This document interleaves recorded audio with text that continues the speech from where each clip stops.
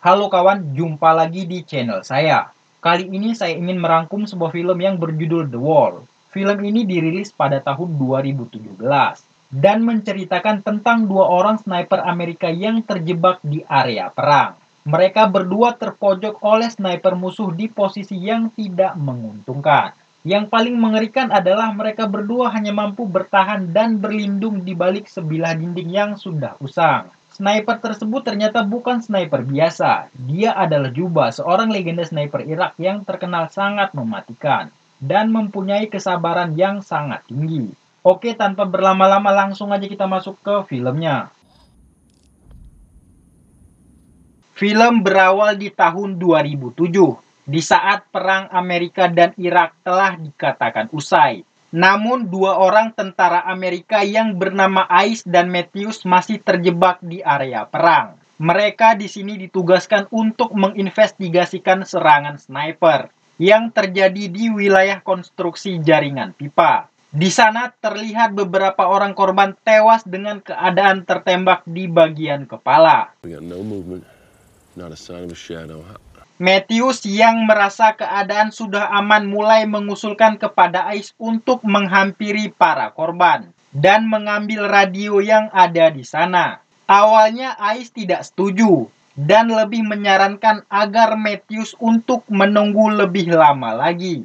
Ice pernah mendengar kalau Irak mempunyai seorang sniper handal yang bernama Juba. Mungkin saja para korban tersebut adalah ulahnya. Namun, karena tidak ada pergerakan, akhirnya Matt memutuskan pergi sendirian untuk mengambil radio. Ice yang masih berada di tempat persembunyiannya terlihat sedang mengawasi gerak-gerik si Matt. Namun, tiba-tiba tembakan musuh langsung bersarang di tubuh Matthews. Ice yang melihat hal tersebut tentu saja terkejut dan panik. Dia segera keluar dari tempat persembunyiannya dan bergegas untuk menolong si Matt. Tapi tidak disangka beberapa tembakan juga mulai memburu ke arahnya. Bahkan salah satu tembakannya tepat mengenai bagian kakinya. Akhirnya dia memutuskan untuk meninggalkan Matt dan memilih bersembunyi di balik sebuah dinding yang ada di tempat itu. Dalam keadaan kesakitan, Ai segera menghubungi kantor pusat dengan sebuah radio yang dibawanya. Namun sangat disayangkan, radio tersebut antenanya rusak akibat tembakan si sniper tadi. Saat sedang kesakitan, Matt menanyakan kepada Ice tentang posisi si sniper tersebut. Dia berencana untuk menembaknya dengan satu kali tembakan. Ice yang memang tidak tahu posisinya di mana akhirnya menyuruh Matt agar tidak melakukan niatnya tersebut. Karena resikonya bisa saja Matt yang mati duluan. Kemudian Ice mencoba untuk mencari tahu di mana posisi si sniper tersebut dengan cara melubangi dinding untuk meletakkan teropongnya. Saat Ice telah siap dengan teropongnya, ternyata Matt sendiri keburu pingsan. Sorry, Matthews. Bingung dengan apa yang harus dilakukannya, Ice memutuskan untuk mengeluarkan peluru yang bersarang di lututnya dan langsung membungkusnya dengan perban. Karena kehilangan banyak darah, Ice pun pingsan di tempat itu. Entah sudah berapa lama tak sadarkan diri, Ice tiba-tiba sadar saat seseorang menghubunginya lewat radio lokal miliknya yang menanyakan tentang statusnya. Dia pun langsung memberitahukan kejadian yang sebenarnya, di mana mereka berdua sedang terluka dan telah disudutkan oleh sniper musuh. Dia juga meminta agar segera dievakuasi. Untuk memastikan lokasinya, orang di radio itu menyuruh Ice untuk berdiri dan menembakkan pistolnya. Ice merasa hal itu adalah tindakan konyol, yang mana si sniper musuh bisa saja menembaknya. Ice memilih untuk tidak melakukannya.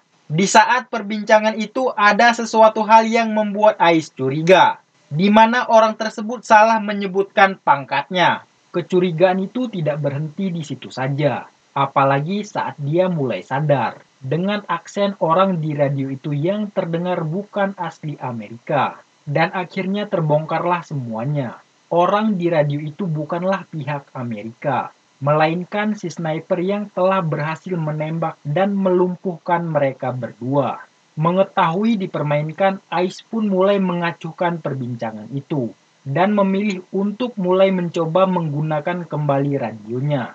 Namun si sniper itu mengancam akan menembak kepala Matt jika Ice menghindar dari perbincangan. Dan akhirnya dia tidak punya pilihan lain selain mendengar dan mengobrol dengannya. Di tengah-tengah obrolan itu, Ice pun kembali memperbesar lubang di dinding untuk melihat keberadaan di mana posisi si sniper tersebut. Bahkan dia sampai menghitung jarak dari tembakan yang telah dilepaskannya. Sebenarnya si sniper itu berbicara ramah. Dia hanya ingin mengobrol dan saling berkenalan. Dia juga mengatakan bahwa dirinya hanyalah seorang warga biasa. Namun, Ice yang sadar bahwa itu adalah musuh. Tentu dia tidak ingin percaya begitu saja. Akhirnya, Ice juga ikut mengarang tentang latar belakang dirinya. Si sniper itu pun akhirnya menjelaskan bahwa dari kejauhan sana dia bisa menembak dengan tepat mengenai sasaran. Hal itu terbukti dari antena radio yang memang sengaja ditembak, serta botol air miliknya agar Ice kehausan. Si sniper itu juga mengatakan bahwa dia bisa saja langsung membunuh Ice saat dirinya keluar dari tempat persembunyiannya. Dia sengaja menembak di bagian kakinya agar Ice kehabisan darah dan mati secara perlahan. Semua perkataan itu membuat Ice semakin marah dan kehabisan kesabarannya. Dalam keadaan yang sangat jengkel, Ice diam-diam mulai memperkirakan sisa peluru dan senjata yang digunakan oleh si sniper. Untuk lebih memastikan, Ice memancing si sniper tersebut untuk menyebutkan senjata yang digunakannya. M24. Namun si sniper itu bukanlah orang yang bodoh. Dia memilih untuk berbohong mengenai senjata yang digunakannya. Di sela-sela obrolan itu, Ice mendengar ada sedikit suara gesekan seng.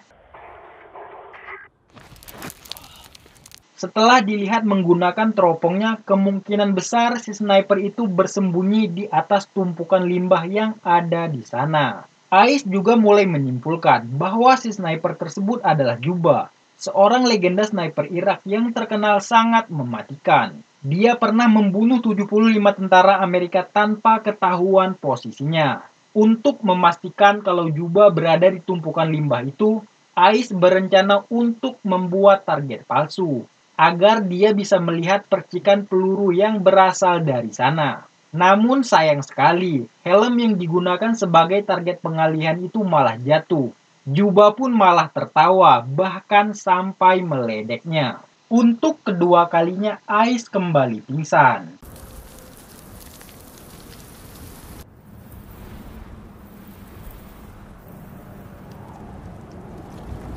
Tiupan angin kencang membuatnya kembali sadar. Dengan keadaan tersebut, Ice memutuskan untuk mengambil radio yang berada tidak jauh darinya. Tiupan angin yang kencang dapat dia manfaatkan sehingga pandangan Juba sedikit terganggu. Akhirnya Ice pun bisa mengambil salah satu ransel dan radionya. Beberapa tembakan pun sempat menyasar ke arahnya.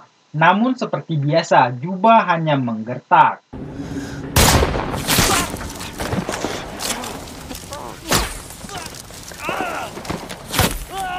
Ice pun beruntung dia menemukan sisa air minum yang berada di dalam ransel dan langsung meminumnya. Tiba-tiba tembakan Juba berhasil menjebol dinding di sampingnya. Bahkan lagi-lagi Juba mengatakan bahwa tembakan yang dilepaskannya tadi sengaja dibiarkan meleset.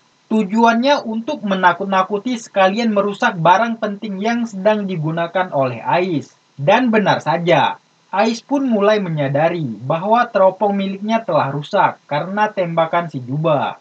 Di tengah rasa kalutnya itu, tiba-tiba dia menyadari bahwa Matt ternyata masih hidup. Agar Juba tidak menyadari hal itu, Ice pun mengisyaratkan agar Matt bergerak secara perlahan.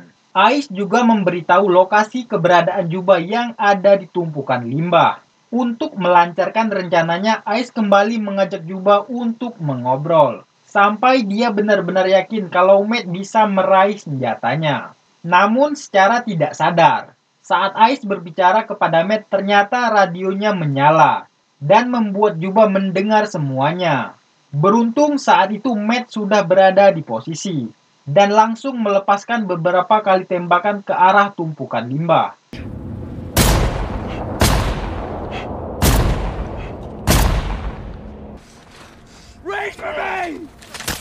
Namun sayang sekali, usaha Matt tersebut gagal. Karena tidak lama setelah dia menembak, Juba langsung membalas tembakan dan membuatnya tewas dengan seketika.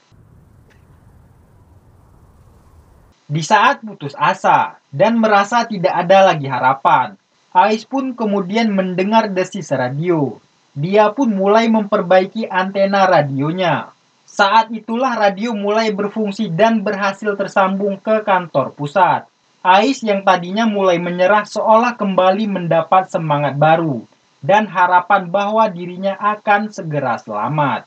Namun sayang sekali, dengan cepat frekuensi radio Ais segera ditutup. Juba langsung mengambil alih pembicaraan dengan kantor pusat dan mengabarkan kalau misi mereka aman-aman saja. Mendengar semua aman, kantor pusat pun mengabarkan kalau penjemputan akan dilakukan di sore hari. Ais yang mendengar obrolan Juba dengan kantor pusat, dia pun jadi sadar kalau selama ini Juba tidak hanya membajak radionya, tetapi dia juga sengaja meminta bantuan dan membiarkan tentara Amerika datang ke tempat ini, yang nantinya akan dibantai satu persatu. Dan untuk yang ketiga kalinya Ais kembali pingsan. Saat tersadar di sore hari, dia pun langsung menghubungi Juba.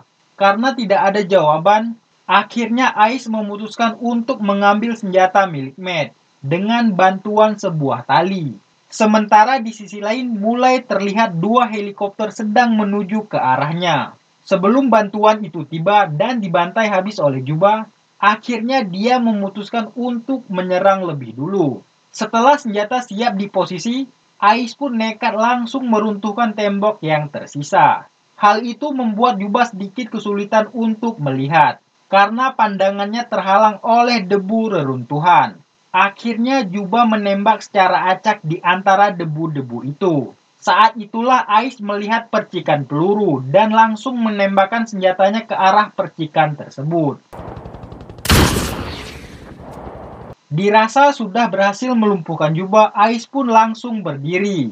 Tim penolong pun langsung mengamankannya. Saat akan dibawa, dia sempat mengatakan kalau di tumpukan limbah masih ada musuh. Namun sayang sekali, mereka semua tidak mendengar karena suaranya terhalang oleh gemuruhnya suara heli yang ada di sana.